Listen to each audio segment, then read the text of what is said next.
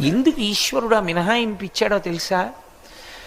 శాస్త్రంలో ఒక మర్యాద ఉంది, ప్రాణం పోయేటప్పుడు భయపడవద్దు అని. వెళ్ళిపోవాలి, తప్పదు, శరీరం విడిచిపెట్టాలి. ప్రాణం లేచిపోతున్నాయి, ప్రాణాలు, శరీరం పడిపోతోందని అనుమానం వస్తే చడి చప్పుడు లేకుండా వెళ్ళి తులసికోట దగ్గర కూర్చోమ్మని చెప్పింది. తులసికోట దగ్గర కూర్చుని తులసికోట మొదట్లో ఉన్నటువంటి మన్ను నల్లపూసంత చేసుకుని ముందు నోట్లో వేసేసుకోవాలి. అలా వేసుకుంటే ఏమవుతుందంటే ఆ క్షణం వరకు చేసిన పాపములు నశించిపోతాయి. తీర్థస్నానం అయిపోయింది. ఈ బ్రహ్మాండములలో ఉన్న సమస్త తీర్థముల యందు గ్రుంకులిడ్డాడు. ఇప్పుడు తులసి కోటను ఒకసారి ముట్టుకుంటాడు ఇలా చెట్టుని. ఎందుకో తెలుసా?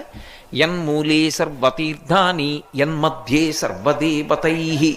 33 కోట్ల మంది దేవతలు తులసి చెట్టు కొమ్మల మధ్యలో సూక్ష్మ రూపాలలో ఉంటారు. అందుకని తులసి చెట్టు మధ్యలో